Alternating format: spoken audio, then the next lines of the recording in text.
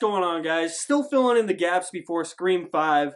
I can't wait to see Scream 5. I just actually marathoned all the Scream movies again, and today I'm going to talk about the last Scream movie that I haven't talked about, and that is Scream, also known in the fandom as Scre4m, because that's how it's stylized. As you guys know, I'm a huge fan of the first one. I really like the second one, but I wasn't too big on the third one. I don't hate the third one, I just don't think it's as good as the first two. It really goes against what makes the series the series. Everything the first two were trying to address just kind of went out the window with 3, and it fell into a lot of those horror movie cliches that it was trying to address.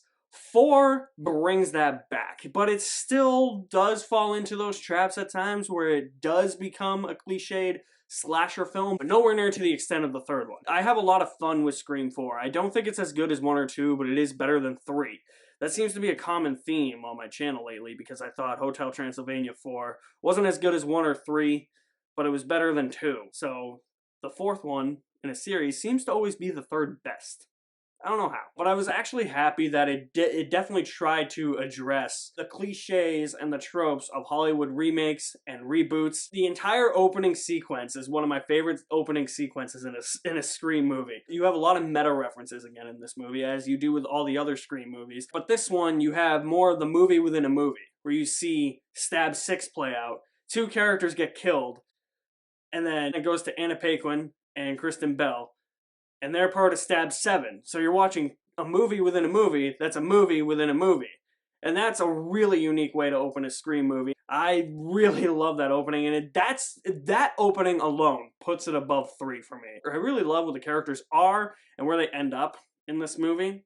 I love that Sidney Prescott, our main protagonist, the final girl of the Scream series, has left Woodsboro for good.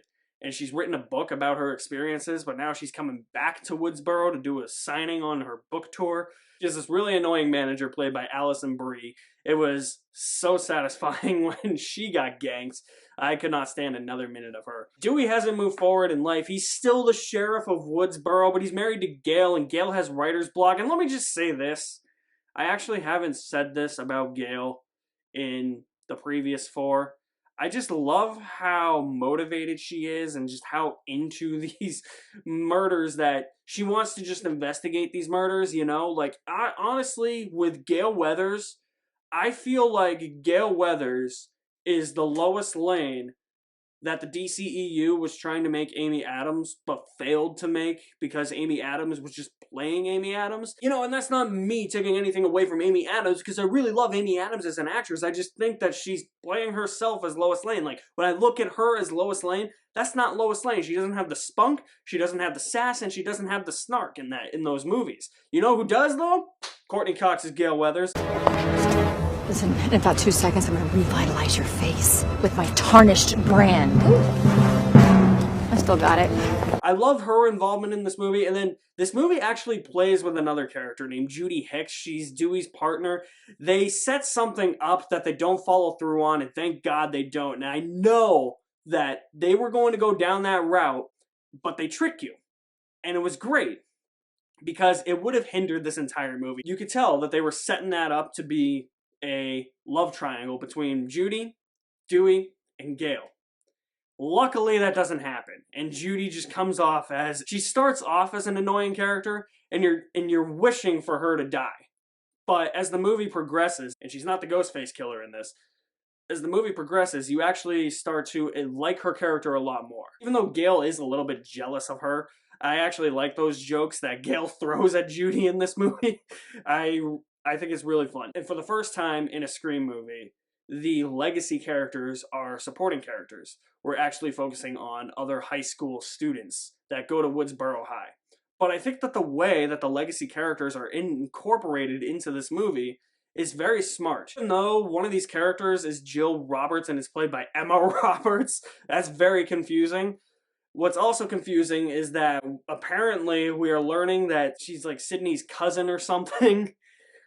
I don't know where that came from, but okay, I take that at face value. But this movie actually follows a group of teenagers that, while they're not the best developed characters, they feel like they're expendable characters, actually like these characters because they're not these like high school bullies that you see in like every horror movie that was released from like 2010 to now, where they're going through the halls and there's that one outsider boy or girl that's walking down the hall himself or herself, holding their books, and then somebody will knock those books out of their hands and they'll be like, oh my god, like, can you go pick up your books, you little freak? Look at you, why are you wearing that shirt? Oh my god, I can't wait to throw food at you in the cafeteria today. Come on, girls, let's go play some field hockey. Woo!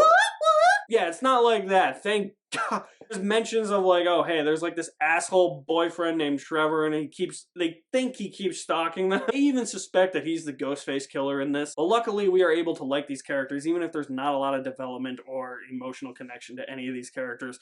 This movie surprisingly also has a lot to say about social media. It's a huge social commentary on how much we invest our lives into technology and how much we invest our lives into social media and how obsessed we become with internet fame. And I guess I should have prefaced this whole review by saying this review is going to contain spoilers, but spoilers here. The killer ends up being Sydney's cousin Jill. So Emma Roberts is the killer. And her motivation is what I wish Roman Bridger's motivation was in Scream 3. Her motivation is that she's jealous of Sydney's fame and she wants her time to shine. And she's gonna frame the Ghostface killers on some of her friends and one of her accomplices. And one of her accomplices is Rory Culkin. I don't really like this character. It's the one thing in the movie where I'm like, ugh, I wish they didn't kill Randy in Scream 2, because him and this other dude that are part of this movie club in high school, I like that idea, but they basically become the Randy of this movie, and I get why, because again, this movie is trying to poke fun at remakes. So they're like the substitute. It just doesn't feel the same hearing the remake rules without Randy there, you know? That was a bit of a shame. Back to the legacy characters, I love the fact that it felt like throughout the majority of this movie that none of them are really safe. Sydney almost dies at the end of the movie. Gail gets hugely injured in the middle of the movie. And Dewey, I mean, how is Dewey not dead yet? I mean, that guy's been shot like 5 times. Jesus Christ. But I love that. I love that it felt like none of them were safe. Although, the way they handle Sydney's narrative story in this, I don't know, I love that Sydney is in the movie. For a majority of the movie, she's just kind of hanging out in a house or a couple houses. You know, so it doesn't really feel like she's doing all that much. I would say Dewey and Gail are in it more than Sydney, but at least they gave Neve Campbell more screen time in this movie than compared to the third one. Sydney felt like she was barely in the third one. At least the presence of Sydney was felt in this one. And where this movie actually differs from the previous 3, in my opinion, is that in terms of tone, I think that this is actually the darkest Scream movie. There's a lot more gore, there's a lot more bloodshed, a lot more scenes take place at night. I mean, when you compare it to the third one, it's definitely a lot more violent. I like that this movie just feels totally different from the previous 3. It's still got the black comedy, it's still got the satirical edge to it, but it also feels like it is a darker take on the Scream series. And I appreciate that about this movie. Is Scream 4 perfect? No, but I find it more enjoyable than 3, almost as enjoyable as 2. I like a lot of what this movie is attempting to do. There's just some narrative choices with Sydney, you know, just being in a house the whole movie, and some decisions with some characters, and sometimes this movie falls back into the cliches that it's trying to address, but it's still a really fun Scream movie. Like I said, not a single bad Scream movie. Not as good as the first 2, better than the third one, and I'm gonna give Scream 4, or Scre4m, a B+. Definitely a lot of fun. If you haven't seen any of the Scream movies, check them out, and I'm so glad I got the series completed before I saw Scream 5. I cannot wait to see Scream 5. So stay tuned very soon for my review for that. You guys are the best. Thank you for watching. My name is Alex Madden, and I'll see you at the movies somewhere.